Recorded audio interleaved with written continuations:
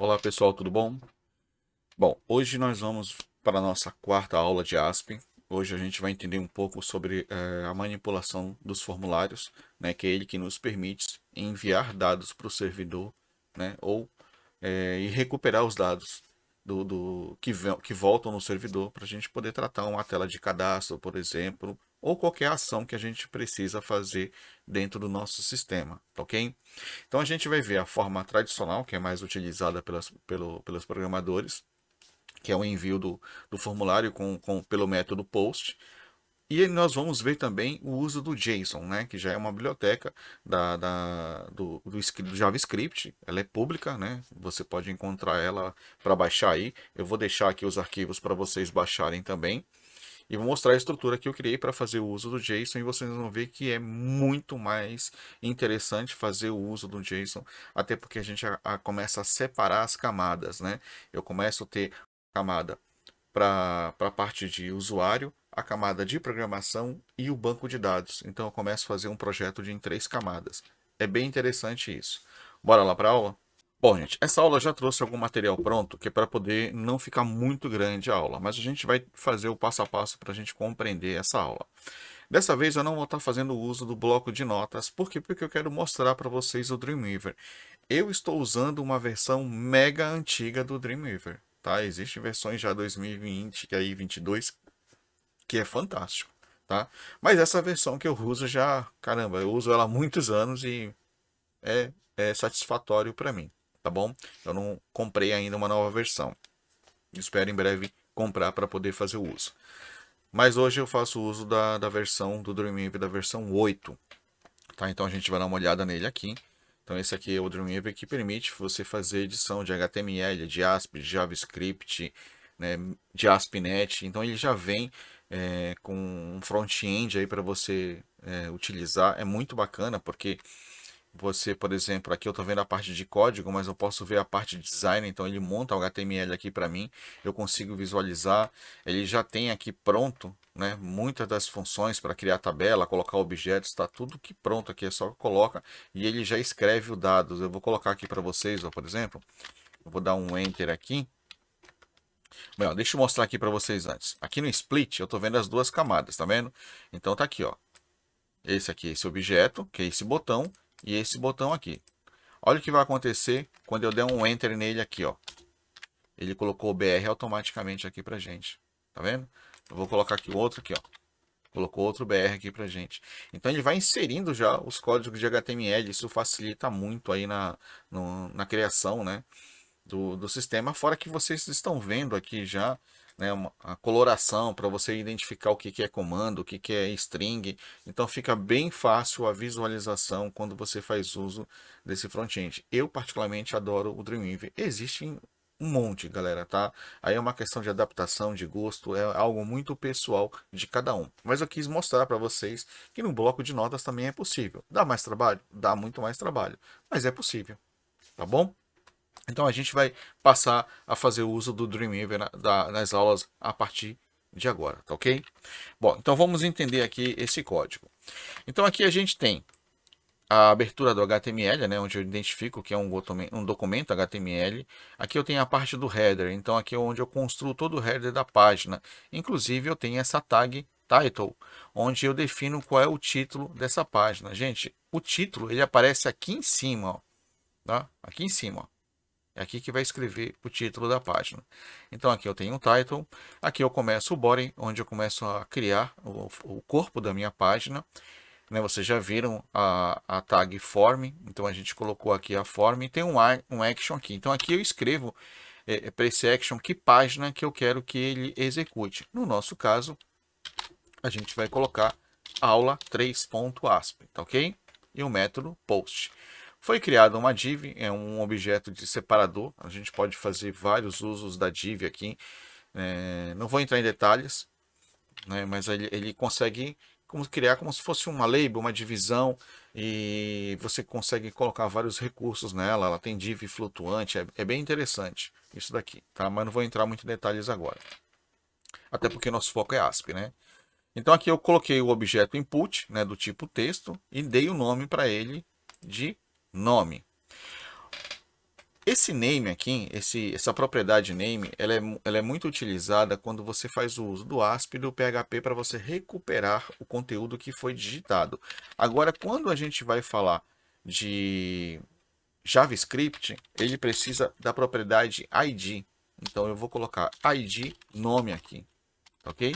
E aí, lá no JavaScript, eu posso me referenciar através dessa palavra nome, né, dessa string nome, e acessar esse objeto através do JavaScript. Tá? O name a gente não vai conseguir.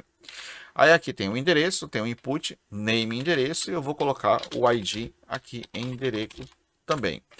Um detalhe, o JavaScript ele é sensitive case. Isso quer dizer o seguinte, gente.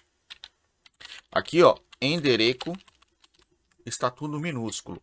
Quando eu coloco endereço com E maiúsculo, é diferente de endereço com E minúsculo. Aqui são dois objetos. Então, o JavaScript ele é sensitive case. Então, letras maiúsculas e minúsculas são coisas diferentes para ele. Tá bom? Tem que ter muito cuidado com isso. Isso é um dos erros que as pessoas apanham e demora muito, porque esses erros besta demora muito para a gente achar. Tá? Então, defina um padrão aí para você não se perder. Tá ok?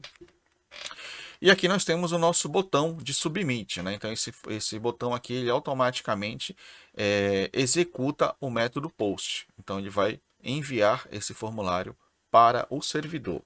Eu criei um outro botão, esse aqui é do tipo só botão, e aí para eu programar ele, para ele fazer alguma coisa, eu ativei aqui o evento onClick, né? Então, ou seja, quando você clicar, ele vai executar a função valida, que essa função valida está escrita em JavaScript, ok? A gente vai falar dela já já. E aqui está aqui o valor dele, que é o que aparece lá na tela para gente. E eu criei também um objeto chamado label, né? E dei um ID nele, nome de mensagem. Para quê? Para que eu possa utilizar isso daqui e escrever as mensagens de retorno do servidor na tela. Muito bem.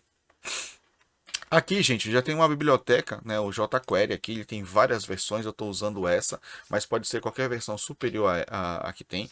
Isso são bibliotecas do próprio Google mesmo, né, fornecido por ele, então putz, na internet você acha isso com facilidade, essas bibliotecas de várias versões. Então a gente baixa. Bom, gente, essa questão do jQuery, a gente tem algumas complicações aí, que é o seguinte. Quando a gente fala de Chrome, 100% compatível.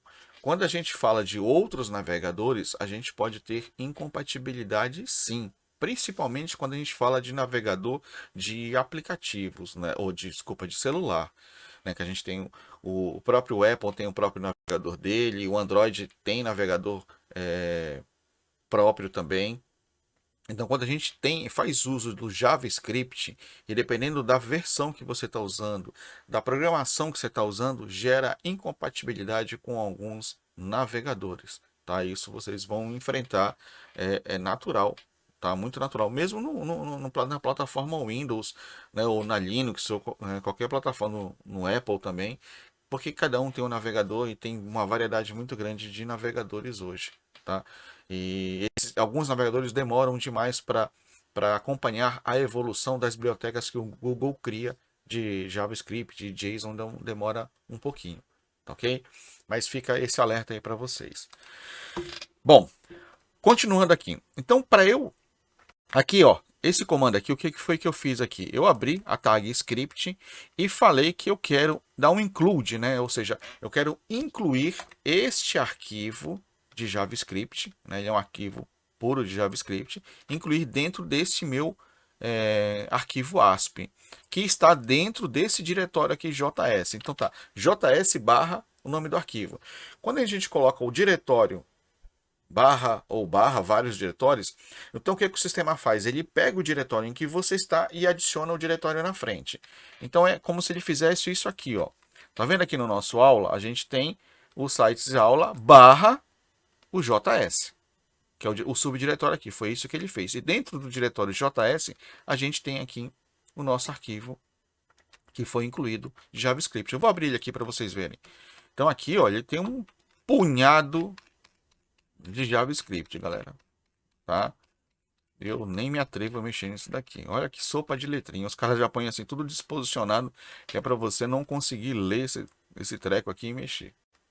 Nem mexo, tá? Então aqui já tem a biblioteca. Então ele incluiu, né? Ele fez um include. Então isso daqui seria o mesmo que eu fizesse isso aqui, gente. Olha, se eu fizesse isso aqui, ó. Vou abrir a tag aqui, script. Olha que legal. O Macromedia. Eu abro aqui, ele já me dá a lista de tags. Olha como fica mais fácil para escrever. Coloquei aqui. Vou fechar aqui, ó, ele já completa, ele já sabe qual a tag que está aberta e que precisa fechar. Então economiza bastante escrita, tá? Então se eu fizesse isso daqui, abrir esse cara aqui, copiar todo esse texto aqui e jogar aqui dentro, é o mesmo, é a mesma coisa de eu fazer isso daqui. É exatamente a mesma coisa.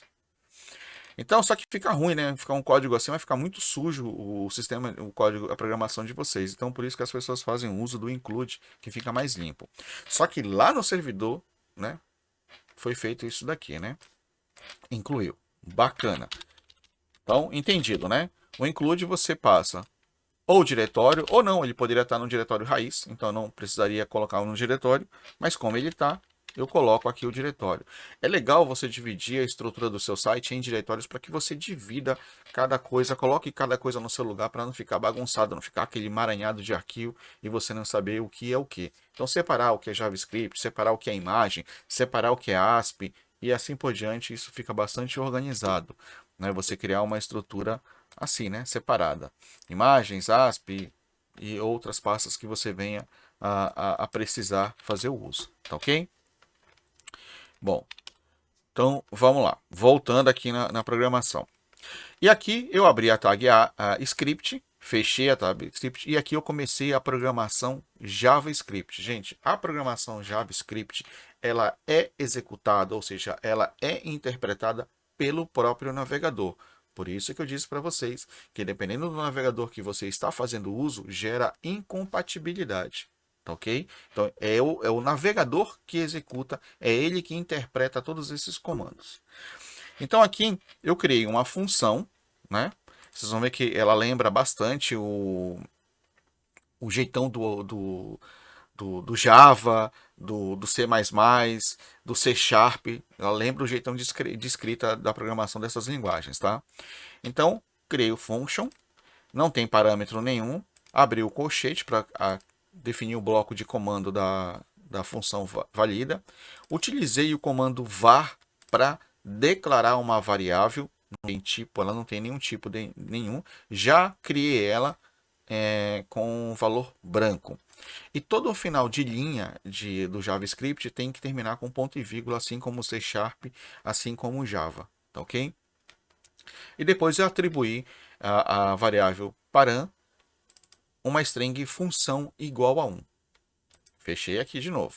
E aqui sim eu estou fazendo uso da função getJSON, que vai me permitir fazer uma execução de uma página, né? Ele executa essa página, vai lá, faz a execução e volta. Então ele não vai submeter toda a página, ele só vai falar para ela, vê esse resultado para mim e devolve para mim mesmo. Né? Lembra que está executando ali no servidor. Imagina, eu falei que o JavaScript executa no navegador. Então a página está lá paradinha. Eu executo essa função, ele dá um. Desculpa. Eu executo essa função, ele dá um desvio, vai até o servidor, executa, espera o retorno e me retorna. Então por isso que todo o restante do site fica intacto, ele não tem movimentação. Porque quem está executando é somente esse camaradinha lá. Ele está lá executando o dado no servidor e capturando o valor de volta. E aí o site fica parado. E aí é onde acontece a mágica que eu falei para vocês, de eu não precisar estar submetendo a página inteira e estar retornando. E com isso eu faço com que parte do site seja interativo, seja dinâmico. Não preciso submeter o site o tempo todo. Isso aqui é o bacana da história aqui. E aqui eu falei para ele, eu quero que você execute no servidor, se você faça a chamada da página aula 3 função. A gente já vai ver ela. Né? E eu passei como parâmetro função igual a 1 na linha da página. Criei o function, verifiquei se o tamanho de retorno, né, porque aqui ele está trazendo o retorno já lá do getJSON, ou seja, o retorno da página aula 3. Verifico se o tamanho é maior que 0. Gente, um if do JavaScript é if, abre parênteses, condicional, fecha parênteses. tá ok?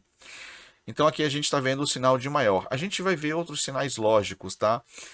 Esse é um deles. Eu não vou entrar em detalhes de todos, porque senão eu fico falando, e vocês vão ficar meio chateados com isso. Então esse aqui é o sinal de maior. Então, se dados é maior que zero, faça esse bloco aqui, ok? Então ele vai fazer esse bloco. Então aqui é um for, né? É um laço. Então ele vai ficar processando aqui até carregar todos os dados, porque podem vir várias linhas. E aí ele vai pegar os objetos de retorno, né, que já vem lá da função JSON, que vocês vão ver já já. E aí ela traz aqui um parâmetro, que é o objeto dados, e esse objeto dados está sendo passado para a tag mensagem, que é este camarada aqui. Então, o inner HTML, ou seja, eu estou escrevendo o HTML, né? Eu estou recriando o HTML. Então, esse dado que vai vir aqui, ele vai entrar exatamente aqui, ó. É aqui que ele vai entrar. Então, eu vou criar, né? Eu vou escrever o HTML em tempo de execução. É isso que ele vai fazer. Por isso que só aqui mexe. O restante fica tudo ok, paradinho lá.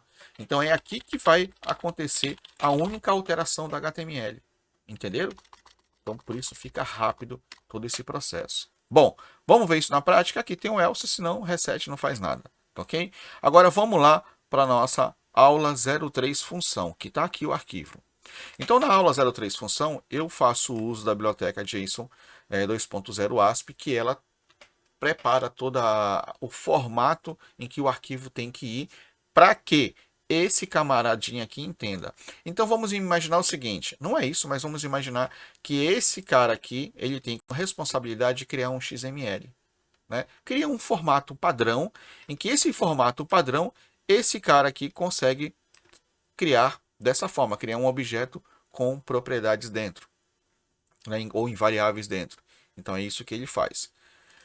Bom, entendido isso, que ele vai criar um arquivo padrão de retorno, aqui eu instancio esse objeto aqui, né? O JSON array, que ele vai criar esse array, e instancio aqui uma linha para ele. Instanciei a linha, eu criei aqui já no caso um select case, é uma função ASP, tá? Isso aqui não é função ASP, eu só estou instanciando objetos, tá? Então eu criei uma variável do tipo do nome JSA, né, que é de JSON, e falei que ela é do tipo, ela vai receber um array, né, ela é um array. O que é um array, gente? Um array é isso aqui, olha. Vou mostrar para vocês aqui. Por exemplo, eu vou criar uma variável e vou dizer que a posição dela, 0, contém o valor D. Aí eu vou dizer que a outra posição dela contém o valor X. Aí eu vou dizer que a outra posição dela contém o valor Y. Então a gente poderia entender que é o seguinte, que um array é uma coluna de um Excel com várias células. E através desses números aqui, eu acesso cada posição desse array. Ok? É isso que eu estou fazendo aqui, declarando um array né, aqui. E aqui eu vou criar uma linha para esse array, para ele poder com esse objeto aqui, eu crio uma linha dele para poder escrever isso daqui. Toda vez que eu gero uma linha, eu vou escrevendo. Bom, preciso disso daqui aqui? Não, eu não preciso dessa linha aqui. Eu preciso, né? Tá mais aqui já. Então, só instancio ele. E aí eu criei o select case. Então, o select case, ele vai verificar, né? Caso seja verdadeiro, ele executa um bloco. Então, verifica. Caso o retorno, né? O retorno função, o parâmetro função que foi enviado aqui, ó. Olha o parâmetro função aqui, ó. Função tem que valor? Função tem valor de 1. Então aqui eu recebo o valor de 1, que é o que está sendo enviado aqui. Tá ok? Então eu enviei o parâmetro 1. Então ele pergunta: o valor de função, caso seja 1, executa essa função. E aí poderia ser caso seja 2, executa outra função. Caso seja 3, executa outra função. E assim por diante. Agora, precisa ser 1, 2, 3? Não, cara. Poderia ser qualquer coisa aqui, ó. Caso seja D, caso seja C, caso seja banana, poderia ser qualquer coisa. Tá? Então, assim, eu só preciso verificar... Opa, banana. Eu só preciso verificar que o que tem aqui Caso seja esse valor, executa isso. O que é, pode ser qualquer coisa. No meu caso aqui, eu estou definindo 1, 2 e 3. Mas no caso de vocês, poderia ser qualquer valor, tá ok? Então, caso seja um desses valores, executa a função que está dentro do bloco. Então, nesse caso aqui, ele vai executar a função valida dados. Então, ele vai desviar daqui, né? Então, o sistema, o código está lendo assim, né? Ele está lendo aqui, leu, leu, leu, leu, leu. Opa, é 1. Chegou aqui, ele desvia. Ele sai daqui e vem para cá. Então, ele vai executar esse bloco de função. Então, aqui ele executando, ele vai na variável dados, vai receber essa string de retorno. Ele vai aqui, vai distanciar o array, vai criar uma linha e vai começar a escrever nessa linha. Olha aqui, ó. Ele criou o parâmetro dados que recebe o valor de dados. O que é o valor de dados? É teste e retorno. Né? Ele envia isso, né? Ou seja, ele finaliza o objeto, dá um flush, atualiza a memória com os dados que você colocou aqui em cada parâmetro que você definiu. Esse nome aqui, gente, pode ser qualquer nome. Tá? Esse nome aqui é você que define. É o nome que você quiser. Então, dado, então xxx está recebendo dados. Flush, finaliza. Aí desviou de novo, ó, veio para cá. Veio para essa função aqui, finaliza. E aí ele fez o quê? Começa a derrubar a memória, liberar a memória dos objetos. Ok? Então aqui, ele derrubou essa variável que nós criamos. Derrubou essa variável que nós criamos e deu um end aqui para terminar a função. Então ele, vamos lá, ele veio daqui, pulou para cá, daqui ele pulou para cá e aqui ele para. Já nem vai para lugar nenhum, já terminou, ok? Por que eu fiz isso daqui, gente? Tá vendo que essa função aqui, porque esse bloco de comando eu preciso executar ele sempre. Por que é importante eu dar um set JSE nothing? Quando eu faço isso daqui, eu tiro esse objeto da memória. Lembra? Você está com um servidor de web, vários usuários acessando. Cada usuário que acessar vai criar na memória um espaço para esse objeto aqui. Então você começa 1, 1000, 1 milhão de usuários. Imagina a máquina com 1 milhão de objetos na memória. Se ela não tiver capacidade de memória, você pode dar um overflow no teu site e ele cai. Né? Quando a gente fala assim, o site da Receita Federal está fora do ar porque muita gente entrou. Por causa disso. Criou-se um bando de variáveis na memória, um bando de recursos na memória para atender a cada necessidade do usuário e o sistema não aguentou. E o que acontece é que muitos programadores que criam as instâncias dos objetos e não tiram ele da memória. Né? E se eu não tiro ele da memória, ele vai ficando lá. E aí o que acontece? Quando que ele sai da memória? Os servidores de web, por padrão, ele tem uma configuração de limite de sessão. Então, quando você conecta com o servidor, ele abre um contador. Normalmente são 20 minutos, tá? Esse contador pode ser configurável. 20 minutos. Então, ele fala o seguinte. Se em 20 minutos essa pessoa não fizer nenhuma requisição nessa sessão, todas as variáveis de memória serão derrubadas. É isso que ele faz. Então, se você entra no site, aí você fica aqui, não mexe mais no site, fica lá quietinho. Passou 20 minutos, se você mexer naquele site novamente, se ele não tiver bem feito a programação, muito provavelmente ele pode dar até erro.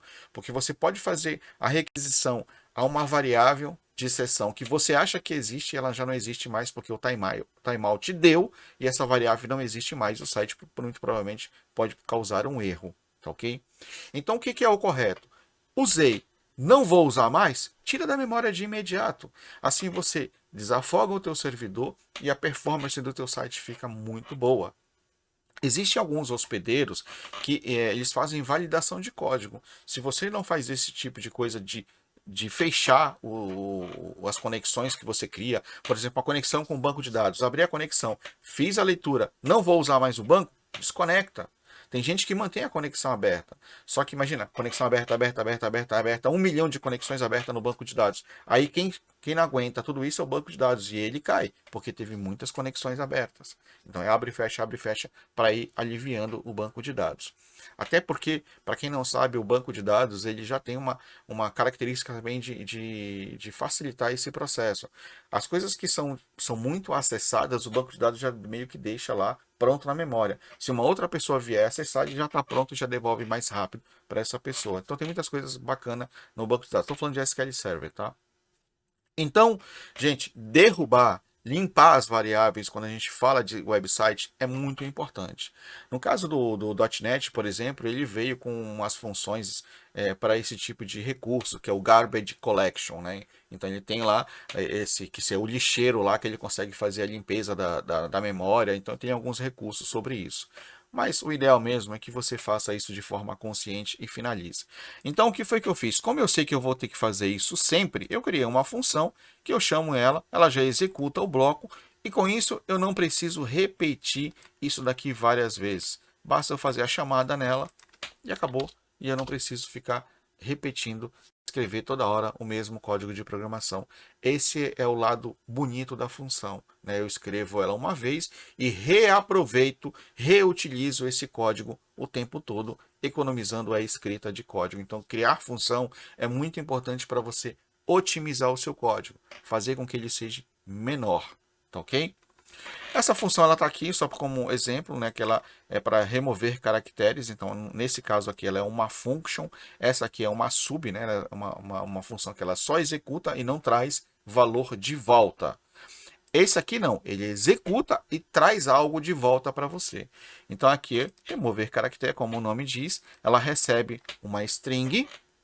Vamos supor essa string aqui, ó. Vamos supor que tivesse um arroba aqui. Né, tivesse um arroba aqui. Então ela recebe essa string aqui com arroba e ela verifica e ela tira, né, esses sinais, tá vendo? Ela vai tirando esses sinais e devolve a string limpa, sem os sinais. O que o comando replace faz? Então, olha aí, altere, né, ou substitua da variável dados, ou seja, da string, o caractere hashtag. Por quê? Por branco, por nada. Então ele pega o arroba e substitui por branco. Então o que ele vai fazer aqui, ó? Ele vai fazer isso. Tá? Ele vai substituir por isso. Que estaria errado até, né, gente? O certo é deixar um espaço aqui, tá? Então é isso que ele faz aqui. Ele substitui o arquivo. Então com um espaço aqui, a gente faria isso daqui. Então eu tenho isso, ele vai tirar e colocar um espaço aqui. É isso que essa função, que o replace faz. O replace ele faz substituição de caracteres. Ele localiza um caractere e substitui por outro. Então eu poderia, por exemplo, se eu colocasse aqui, ó, se você encontrar um arroba, substitui por 1, 2, 3. Então o que ele vai fazer? Ele vai achar o arroba aqui, ó. Vamos supor, vou colocar aqui no fim. Ele vai achar esse arroba, achou. E o que ele vai fazer? Substitui por 1, 2, 3. É isso que a função replace faz. Ela faz substituição de sequência de caracteres. Tá ok? Bom, vamos deixar aqui como estava essa função. E para retornar, né, o valor, né, ela faz a substituição e eu pego a string já trabalhada e retorno para a própria função. Então aqui seria o seguinte, seria mais ou menos assim, ó, se eu fizer isso daqui, ó, isso. Então eu estou fazendo a chamada da função, passei como um parâmetro a string e ela vai me retornar já o valor totalmente tratado. Tá? Vou dar um outro exemplo de function aqui para vocês entenderem. Então aqui, ó, function, não tem nada a ver com o site, só para vocês entenderem. Function soma valor 1, valor 2. Ou seja, essa função recebe dois parâmetros. End function, para terminar ela, e eu vou dizer o seguinte, que soma é igual a valor 1 mais valor 2. Pronto, é isso que ela faz. Então, se eu fizer aqui, ó, resultado igual a soma de 10,20. O resultado disso daqui, né, o que essa função vai retornar para resultado? A soma de 10 com 20, que são 30. É isso que ela faz. Então, sempre que eu precisar somar dois valores, basta eu executar a minha função soma. E ela vai sempre fazer isso. É só isso que ela faz. Isso faz o quê? Economia de código. Eu não preciso mais escrever isso daqui. Não preciso ficar escrevendo isso aqui no meio do meu sistema. Basta eu fazer a chamada da função que ela executa a adição entre dois números. Bacana, né? Então isso é uma economia muito grande de sistemas, ok? A gente vai ver muita função, tá? Eu sempre vou estar explicando para vocês estarem relembrando do uso das funções e das subs. Bom, finalizou. É isso que ele faz aqui, né? Então, recapitulando, carregou. Se eu clicar nesse botão aqui de enviar sem formulário, ele valida, passa o parâmetro, executa a função ASP, espera o retorno e escreve na tela aqui.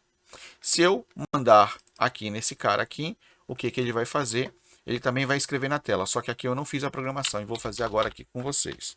Aqui, ó. Ok? Então eu vou fazer o seguinte, retorno, né? Então, por exemplo, eu vou pegar aqui, ó, nome igual request, tá? Então eu vou recuperar o quê? O nome aqui, ó, nome. E vou transformar ele em letra maiúscula, ó. Vou usar a função aqui, o case. Tá vendo o uso da função aqui, gente, ó? É uma function. Eu usei a function o case, passei como parâmetro o nome e ele vai me retornar o quê? O nome em letras maiúsculas. Foi o mesmo que nós fizemos aqui com a soma. Lembra? Criamos a função soma que passa dois parâmetros e ela me retorna o resultado dessa soma. É assim que se usa uma função. E vamos colocar aqui endereço e vamos colocar aqui, ó, também o mesmo comando. Vou copiar aqui para ficar mais fácil. E o nome do objeto é endereço. Tá aqui, ó. Bom, gente, no caso do ASP, ele não é scientific case. Então, se você colocar endereço maiúsculo, tudo minúsculo, não vai fazer de menor diferença para ele. Tá ok? Então, vamos fazer uma coisa seguinte. Eu vou fazer assim, ó, para ficar bonitinho. Eu vou testar. If trim, ó, gente, função trim. O que a função trim faz? Ela tira os espaços em branco do lado do final, do lado direito, e do início do lado esquerdo. Eu vou explicar para vocês aqui, vou demonstrar. Trim, se é diferente de branco, né? Ou seja, se existe um parâmetro, se foi feito já um envio para o servidor. Então, se enviou, tem valor. Se não enviou, não tem valor nenhum. Então, se é diferente de branco, ele alimenta essas variáveis. Se não é, o que ele faz? Né? Se não é, ele limpa as variáveis. Porque vocês vão entender já já. Vou limpar as variáveis. Tá ok? Muito bem. Explicando o comando trim. Imagina que eu criei uma string que é assim, ó. Espaço, espaço, espaço, espaço. Nome, espaço, espaço, espaço, espaço. Vocês estão vendo que tem espaço tanto do lado esquerdo quanto do lado direito. Quando eu faço trim, essa string, qual o resultado disso daqui? É isso, ó. É exatamente isso que acontece. Ele tira os espaços e aí fica só o nome. Tá? É isso que acontece. Por que eu tenho que fazer isso, gente? Porque aqui, ó, aqui no trim, vamos imaginar que eu estivesse fazendo o seguinte, ó. Nome é igual a João, né? Nome é igual a João. Vocês estão vendo que o meu nome, João, ele não tem espaço em lugar nenhum, nem na direita e nem na esquerda. Então vamos imaginar que eu escrevi João assim. A pergunta é, esse João é igual a esse João?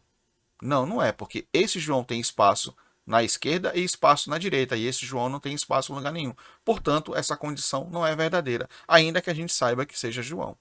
Mas para o programa, para a linguagem, não é, é diferente, porque tem espaço, e espaço é considerado como caractere. Então, não funciona. Então, por isso que o ideal é eu sempre limpar para eu ter certeza do que vai vir, que não vai vir nenhuma sujeirinha, porque se aqui viesse um espaço em branco já é diferente de nada, tá ok? Bom, então fiz o teste aqui, ou seja, se a pessoa fez, se ela enviou no formulário, ela mandou os parâmetros, isso se ela preencheu a tela, preencheu as telas, eu carrego na variável, se não, eu limpo as variáveis. E aqui na minha tela, o que eu vou fazer? Eu já vou carregar as variáveis do ASP. Olha que legal. Value. E aí eu vou fazer assim, ó. vou colocar o comando de ASP. Ó, aqui, igual. Esse igual é o mesmo que response.write. E aí eu vou fazer o quê? Nome. Olha que legal. Então, aqui nesse valor, vai escrever o valor que você escreveu em nome. E aí, vamos fazer a mesma coisa para o endereço. Aqui, ó. Aqui é nome e aqui é endereço. Ok? Então, ele vai carregar. Vamos ver isso na prática, como é que funciona toda essa brincadeira aqui? Então, vamos lá. Então, primeiro vamos testar com o formulário. AA, ó, vou escrever aqui, AADD, enviar com formulário. Vocês vão ver que a tela vai piscar e ela vai ser recarregada. Opa! Vamos aqui. Vamos atualizar de novo. Então, aqui, AADD, enviar formulário. Né? Como eu estou rodando a máquina local, quase que não dá para perceber, mas ele recarregou a tela e transformou tudo em letra maiúscula, tá vendo? Exatamente aquilo que nós fizemos. Né? Ele recebe o valor em minúsculo, vou enviar formulário de novo. Recebe o formulário, recarrega, reescreve nos campos, tudo em maiúsculo. Beleza? Agora vamos ver sem formulário. Olha o que vai acontecer. Ele não vai nem piscar. Ó, vai clicar e já aparece aqui o lugar. Nada se mexeu, nenhum movimento. Né? Por que aconteceu isso? Ele executou a função valida, executou a função ASP, mandou o parâmetro, foi lá na função ASP, pegou esse valor de retorno, montou a devolução desse valor. Tá vendo que deu XX aqui, né? Aqui, ó. Vamos colocar aqui ó, o XX. Executar, continuar. Vamos lá. Viu como deu indefinido aqui, ó? Porque a gente não salvou. Vamos salvar aqui de novo. Então, vamos lá. Carregar. Teste e retorno. Tá vendo? Agora, olha que interessante. Eu vou mudar isso aqui para DDD. Certo? Vou clicar de novo. Ó, indefinido. Não existe. Por que não existe o DDD? Porque aqui está XXX. Então, não vai existir. Então, vamos fazer ele bonitinho para ficar certo? Vou colocar isso aqui de retorno. Retorno. Vou copiar esse parâmetro e colocar aqui como retorno. Certo? Vamos atualizar a tela. Clicar. Não salvou aqui de novo. Salvar. De novo. Executar teste de retorno. Então, vocês perceberam a diferença, né? Deixa eu dar mais um Enter aqui. Dar mais um BR aqui. Para separar esses botões. Então, vocês viram a diferença. Que preencher o dado, né? Enviar um formulário.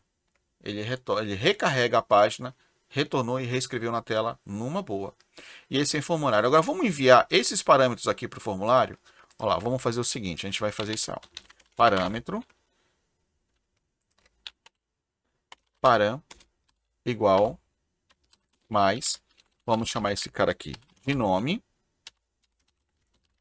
E vamos colocar aqui o outro e chamar de endereço.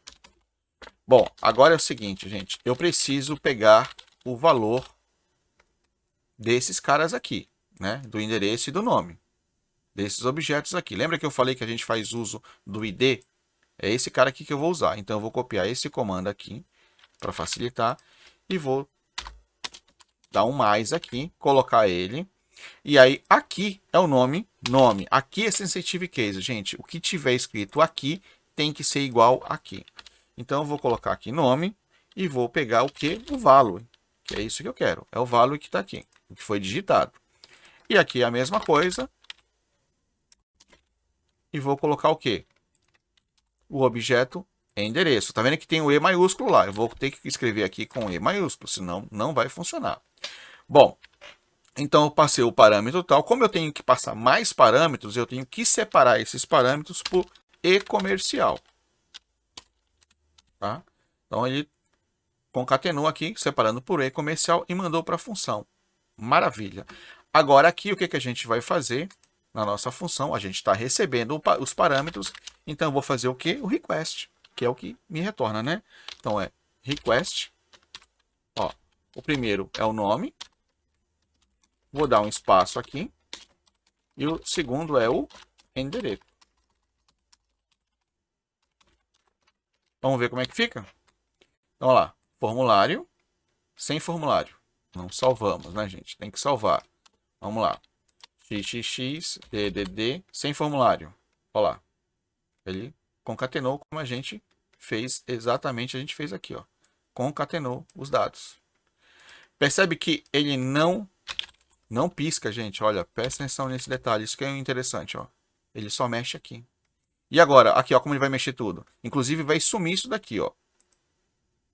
Sumiu porque isso não existe no formulário padrão. No formulário padrão, a mensagem é com conteúdo em branco. Então, é a prova de que ele recarregou. Né? Vamos de novo, ó. Aqui é com dado, vou enviar, reescreveu a tela. Então, fazer o uso do JSON aqui, isso me gera alta performance no desenvolvimento de sistemas. Eu até mando conteúdo menor, né? Eu mando bem menos conteúdo, vou mostrar para vocês agora. Agora eu vou executar o mesmo comando, só que direto no browser. Olha o que eu vou fazer. Eu vou pegar a nossa página, a função, e vou colocar aqui na linha de URL, função, certo? A gente passa como primeiro parâmetro, a gente passou, o primeiro parâmetro é função, que é igual a 1. O segundo parâmetro é o nome, que eu vou digitar qualquer coisa, vou dar um outro valor para ele. O segundo parâmetro é o endereço, que eu vou digitar ppp. E agora eu vou dar o Enter. E aqui a gente vai ver... Opa, o que deu errado aqui? Aula 3, função... Ah, tá, faltou o ponto ASP aqui, né, gente? É o nome da página. Ponto ASP. Pronto. Olha lá como é que ele retorna. Olha como o JSON monta. Lembra que eu falei para vocês que ele monta um arquivo como se fosse um padronizado, como se fosse um XML? Então ele criou aqui, né? Os colchetes, né, as chaves, colocou o nome do e criou aqui o retorno, que foi a variável que nós criamos, e está aqui o valor de retorno. Então é assim que ele vai criando. Então ele cria esse arquivo padrão que retorna para cá, né? E o JSON consegue aqui entender cada parâmetro. Quando ele recebe esse array, ele consegue separar e criar propriedades para ele. Fica chique, né? Então vocês viram que eu posso executar uma página aqui direto e trazer o retorno. Basta eu passar os parâmetros para ela. Tá certo? Então vocês viram? Né? Então assim, você viu que assim, olha o que ela transmitiu. Só texto. Super pequeno, não tem imagem, não tem HTML. Vamos ver o código disso daqui, ó. Vamos ver como é que está esse código aqui. Dá um F12 aqui. E vamos ver esse código aqui. Aqui, ó. Ele manda o HTML, porque ele tem que mandar, que é um documento HTML, e na body ele passou só isso daqui. Então o arquivo é muito pequeno. Diferente do arquivo que quando a gente faz isso daqui, né? Quando a gente faz isso daqui, ó, enviar, ele fez o quê? Ele enviou, ó, todo o nosso programa, né? Aqui, ó. Esse aqui é todo o código, ó. Então ele submeteu todo esse arquivo lá para o servidor e reescreveu todo esse código. Todo. Então, olha a diferença de transmissão. Então, a quantidade de arquivos que está sendo transmitido pela internet é muito maior. É muito código. Tem um monte de código aqui que está sendo escrito em HTML. Então, aquele outro HTML que nós vimos, vou até abrir aqui, ó, uma outra aqui, local 7070 3, aqui, ó, né? Executar aqui e vou abrir aqui para vocês, ó. A diferença desse código, né? Estamos falando de 4 linhas contra uma pancada de linha. Então você imagina isso num site imenso. Né? Então isso vai ocupar muito espaço, vai programar uma programação. Então por isso que fica lento, é por isso que fazer o uso dessa forma que eu uso economiza muito, dá uma velocidade muito grande de sistemas. Tá certo? Bom, gente, é isso que eu queria mostrar para vocês. Espero que vocês tenham gostado, né? Acho que se alguém ficou com dúvida de algum comando, de alguma função, me chama lá no grupo do WhatsApp, que eu tô lá para esclarecer para vocês, tá bom? Então é isso. Obrigado por mais essa aula e vamos para a próxima. Valeu!